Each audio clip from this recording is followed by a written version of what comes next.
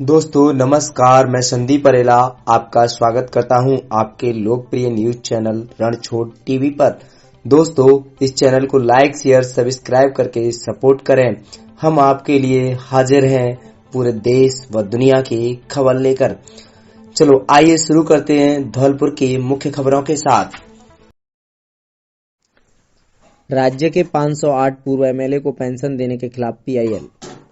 प्रदेश के 508 पूर्व एमएलए को पेंशन को चुनौती देने के मामले में हाईकोर्ट में पीआईएल दायर की गई है। प्रार्थी लाभचंद डांडिया की पीआईएल पर हाईकोर्ट की खंडपीठ में आगामी सप्ताह में सुनवाई की संभावना है। पीआईएल में सीएस, स्पीकर व महाधिवक्ता को पक्षकार बनाया है। पीआईएल में कहा गया है कि आरटीआई में सूचना के तहत 508 पूर्व एमएलए को 26 करोड़ रुपए सालाना पेंशन के लिए दिए जा रहे हैं।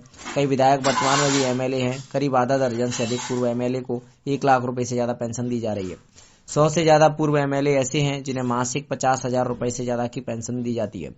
राज्य सरकार राजस्थान विधानसभा अधिकारियों और सदस्यों की परिलब्धियों एवं पेंशन अधिनियम 1956 व राजस्थान विधानसभा सदस्य पेंशन नियम 1977 बनाकर पूर्व एमएलए को पेंशन का लाभ दे रही है, जबकि संविधान के अनुच्छेद 195 और राज्य सूची की 38वीं एंट्री में पूर्व एमएलए को पेंशन देने का प्रावधान नहीं है। एमएलए से सेवानिवृत्त नहीं होते हैं और उनका तय 5 साल का कार्यकाल होता है। आइए बढ़ते हैं आज की अन्य मुख्य खबरों की ओर। 15 दिन बाद न्यायिक कर्मचारियों की हड़ताल हुई खत्म। कोर्ट परिसर और अधिवक्ताओं के कक्ष में होने लगे काम। परिवादियों को मिली राहत। बाड़ी के कोर्ट परिसर में पिछले 15 दिन से जारी न्यायिक कर्मचारियों की हड़ताल आज समाप्त हुई। प्रदेश नेतृत्व द्वारा हड़ताल को वापस लिए जाने के बाद न्यायिक कर्मचारी काम पर लौट आए हैं। ऐसे में जहां कोर्ट कैंपस में फिर से काम शुरू हुए, वहीं अधिवक्ताओं की टेबलों पर भी रौनक लौट आई और कोर्ट में काम से आने वाले परिवादी अपना काम कर आते दिखाई दिए। संघर्ष समिति के नीरज गोयल ने बताया कि विगत 30 नवंबर से न्यायिक कर्मचारी जयपुर के एनडीपीएस कोर्ट के कर्मचारी सुभाष मेहरा की संदिग्ध मौत के मामले को लेकर हड़ताल पर थे। मृतक कर्मचारी के परिजनों की पुलिस एफआईआर नहीं ले रही थी, न ही मामले में कोई सुनवाई हो रही थी। ऐसे में प्रदेश नेतृत्व के आह्वान पर 30 नवंबर से सभी कर्मचारी सामूहिक उपवास के साथ विरोध प्रदर्शन कर रहे थे और कार्य का बहिष्कार किया, लेकिन बुधवार की शाम प्रदेश नेतृत्व की सहमति से हड़ताल वापस ले ली गई है। पीड़ित परिजनों की तहरीर पुलिस ने दर्ज कर ली है और मामले में समझौता वार्ता भी हुई है, जिसके बाद सभी कर्मचारी काम पर लौट आए। ऐसे में शहर के MJM court, ACJM court, ADJ court के साथ सभी अदालतों में कामकाज फिर से शुरू हो गया। अधिवक्ताओं की टेबलों पर भी होने लगे काम। अधिवक्ता संघ के अध्यक्ष जगन सिंह ने बताया कि न्यायिक कर्मचारियों की हड़ताल समाप्त होने पर परिवादियों को सबसे ज्यादा राहत मिली है, क्योंकि उनकी सुनवाई नहीं हो पा रही। आइए बढ़ते हैं आज की अन्य मुख्य खबरों की ओर। कुशवाहा समाज के लिए आरक्षण और लवकुश बोर्ड नहीं तो कांग्रेस को वोट नहीं।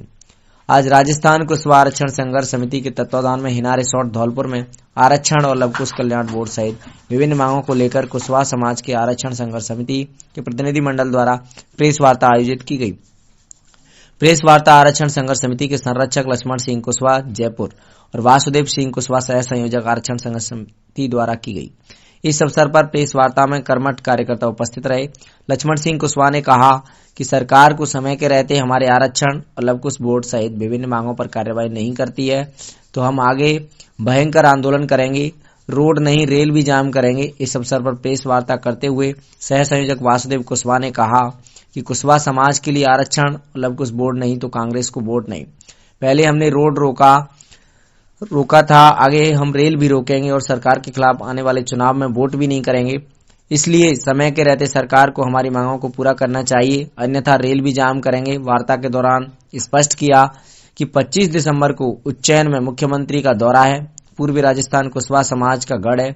पूर्वी हाड़ौती सहित संपूर्ण राजस्थान की लगभग 35 से 40 सीटें कुशवाहा समाज प्रत्यक्ष रूप से प्रभावित करता है। धौलपुर, भरतपुर, करौली, सवाईमाधोपुर, कोटा, बारां, बूंदी, झालावाड़, भरतपुर सहित हर विधानसभा में कुशवाहा निर्णायक भूमिका में है। हमें वक्त का इंतजार है कि सरकार हमारे आरक्षण और लवकुश कल्याण बोर्ड सहित विभिन्न 7 सूत्री मांगों को समय के रहते पूरा करें, अन्यथा सरकार को आने वाले चुनाव में हम बता देंगे और खुलकर विरोध करेंगे। ये वार्ता हमारी धौलपुर में हुई है, आगे पूरे प्रदेश के हर जिले में वार्ता करेंगे। इस अवसर पर रजनीकांत कुशवाहा, रामहित नेताजी, मुरारीलाल कुशवाहा, ठाकुरदास कुशवाहा, आरएस कुशवाहा, रामकिशन फौजी, नरेश कुशवाहा, पप्पू कुशवाहा बाड़ी, कृष्ण कुशवाहा भीकम, पवन कुशवाहा आदि लोग उपस्थित रहे। मीडिया प्रभारी डी के कुशवाहा के अनुसार ये प्रेस वार्ता प्रदेश की अनोखी प्रेस वार्ता रही। सरकार को चेताया है कि समय के रहते हमारी मांग पूरी नहीं हुई तो कुशवाहा समाज प्रदेश लेवल पर ही विधानसभा क्षेत्र में जाकर के सरकार के खिलाफ प्रचार प्रसार करेगी, क्योंकि राजस्थान की प्रत्येक विधानसभा में कुशवाहा समाज निर्णायक भूमिका में रहता है और कुशवाहा समाज का शैक्षणिक, आर्थिक और सामाजिक रूप से अति पिछड़ा हुआ है। सरकार को 9 सितंबर 2022 को सचिवालय में हुई वार्ता एवं 19 सितंबर 2022 को मुख्यमंत्री जी के साथ हुई वार्ता तथा 28 अक्टूबर 2022 को जयपुर में सामाजिक न्याय अधिकारिता मंत्री टीकाराम जूली के साथ हुई वार्ता के वादों को सर का समय के रहते पूरे करें, अन्यथा कुशवाहा समाज के खिलाफ रहेगा और कांग्रेस सरकार को वोट भी नहीं मिलेगा। 9 सितंबर 2022 को मंत्रालय सभागार में सभी विभागीय अधिकारियों, मंत्रियों के बीच में टीकाराम जूली जी ने 2 बोर्डों के लिए वायदा किया था।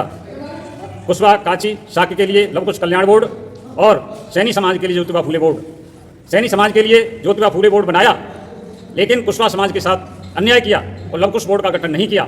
इससे कुशवाहा समाज बहुत नाराज है और यही हम सभी यहाँ पर जो भी हमारे प्रतिनिधि हैं, चाहे विधायक हैं, चाहे सरपंच हैं, चाहे और किसी पद पर हैं, उन सबसे हम अनुरोध करते हैं कि सरकार को हमारी मांग को पहुँचाएं।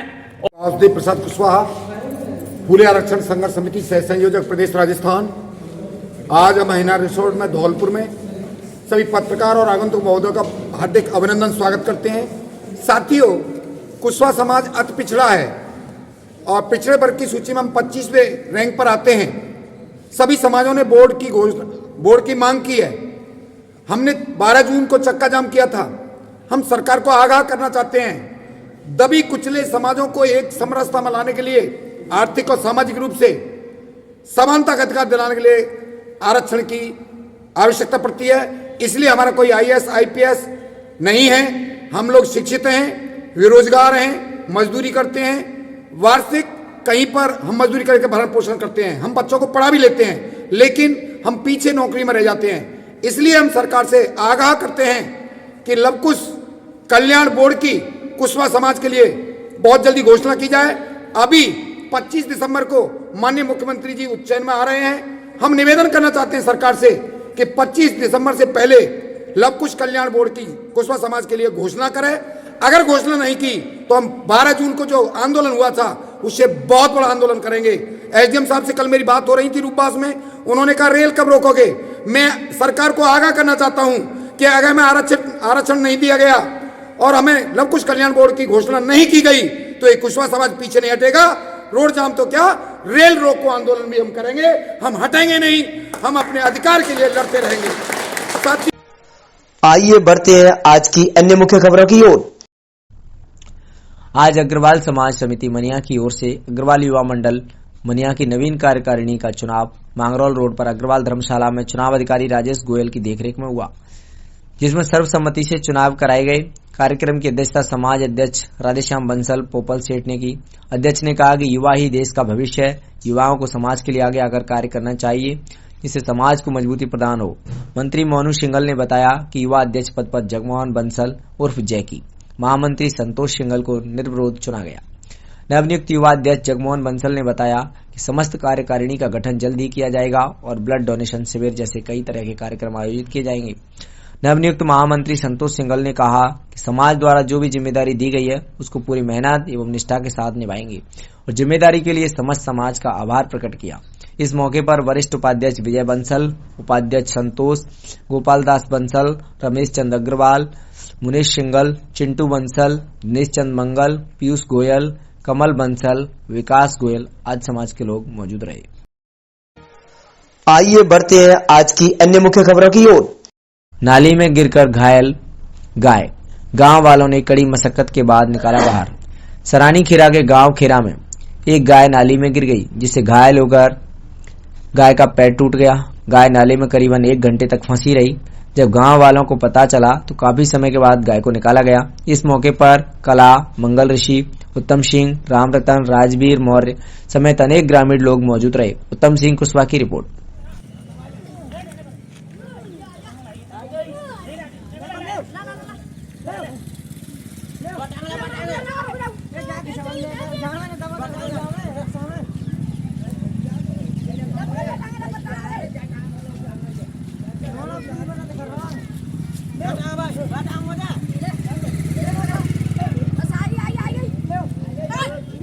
खींचो कितने। आइए बढ़ते हैं आज की अन्य मुख्य खबरों की ओर। भ्रष्टाचार और कमीशनखोरी का केंद्र बना गोपालपुरा स्वास्थ्य केंद्र। उपखंड के चीलपुरा पंचायत के गांव गोपालपुरा में स्थित स्वास्थ्य केंद्र गोपालपुरा पर भ्रष्टाचारी का बड़ा आलम है। इस केंद्र पर आशा सुपरवाइजर संविदा कार्मिक हाकिम सिंह द्वारा आशा सहयोगिनी को देय प्रोत्साहन राशि में से मोटा कमीशन लिया जा रहा है। जिला कलेक्टर कार्यालय में दिए गए ज्ञापन में आशा सहयोगिनियों ने ज्ञापन में कहा कि आशा सहयोगिनी मानदेय सेवा कार्मिक हैं तथा उन्हें सरकार अल्प प्रोत्साहन राशि विभिन्न कार्यों पर प्रदान करती है। कोरोना काल में परिवार की जान जोखिम में डालकर उन्होंने घर घर जाकर कोविड वैक्सीनेशन का महत्वपूर्ण कार्य ईमानदारी व निष्ठा से कार्य संपादित किया। इसके साथ साथ जच्चा बच्चा टीकाकरण, गर्भवती महिलाएं व नवजात बच्चों के टीकाकरण व देखभाल का महत्वपूर्ण कार्य इनके जिम्मे में है। पिछले महीने कोविड वैक्सीनेशन का कार्य की प्रोत्साहन राशि वितरित की गई, जिसमें संविदा कार्मिक आशा सुपरवाइजर द्वारा 40% की अवैध वसूली की गई। जिन महिलाओं ने कमीशन के पैसे दे दिए उनकी राशि पूरी डाली गई तथा जिन महिलाओं ने पैसे नहीं दिए उनकी प्रोत्साहन राशि प्रदान नहीं की गई। कुछ की अत्यंत न्यून राशि प्रदान की गई, जिससे कार्मिकों में अत्यंत रोष है। इसके साथ साथ उक्त संविदा कार्मिक 12 साल से एक ही स्थान पर काबिज है। 18 नवंबर को जिला कलेक्टर को ज्ञापन दिया। जिला कलेक्टर ने स्वास्थ्य विभाग के आला अफसरों को शीघ्र कमीशनखोर कार्मिक को जयपुर भेजने हेतु आदेशित किया, परंतु उस पर कोई कार्रवाई नहीं की और स्वास्थ्य विभाग के जिला आला अफसरों ने इसे ठंडे बस्ते में डाल दिया। ज्ञापन देने वालों में आशा सहयोगिनी रेखा शर्मा, रमन, आशा देवी, मीरा देवी आदि हैं। कटुमरा से आशा हूँ और गोपालपुरा पीएससी पे जो हमारा कोविड का पैसा आया है उसमें से 40% मांगा जा रहा है। नहीं देने के बावजूद हमारा पैसा रोक लिया है और 12 साल से क्लेम फॉर्म नहीं आ रहे और ग्राम स्वास्थ्य समिति के चेक नहीं आज तक एक भी मिले। अभी तक कोई चेक नहीं मिला।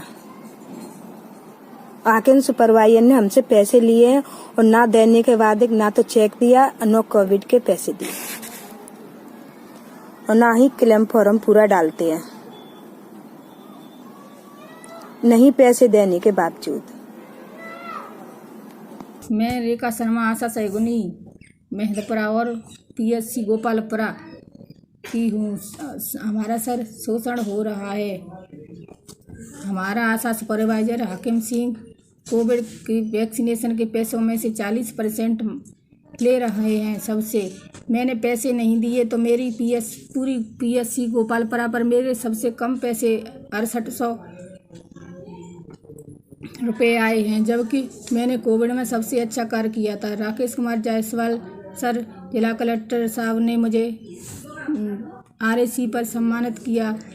मेरा नाम रमन शर्मा, केंद्र गढ़राई गोपालपुरा पीएससी। आशा सुपरवाइजर हाकिम सिंह बहुत परेशान कर रहा है। स्वास्थ्य समिति के 10,000 रुपये का चेक आया है तो उसमें से 5,000 रुपये ले लिए, डरका करके धमका करके, मतलब मुझे यहाँ से कोई हटाने वाला नहीं है।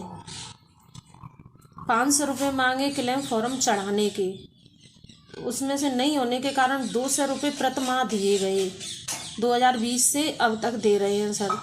और कोविड के 40% के पैसे मांग रहा है। जिसने 40% के पैसे दे दिए हैं उसके तो पैसे डाल दिए हैं और हमने सर दिए नहीं है तो हमारे पैसे नहीं डाले। निवेदन है कि हमारे पैसे दिलवाए जाए, हाकिम सिंह का ट्रांसफर या यहाँ से हटाया जाए। आइए बढ़ते हैं आज की अन्य मुख्य खबरों की ओर।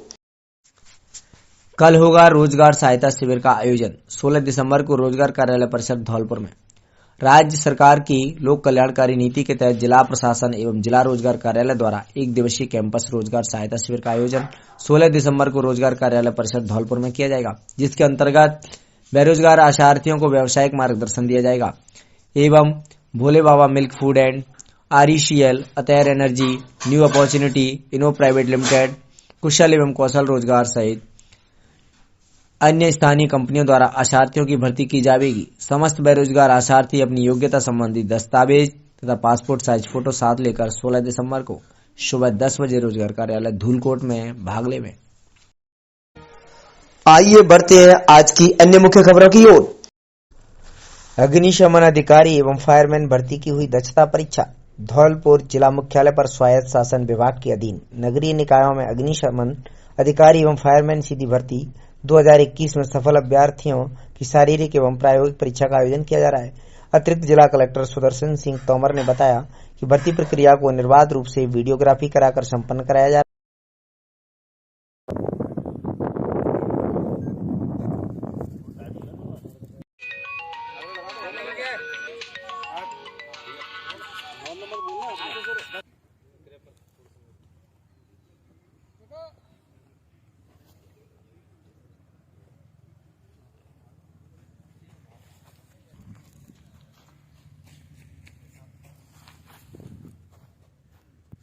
हाँ सर।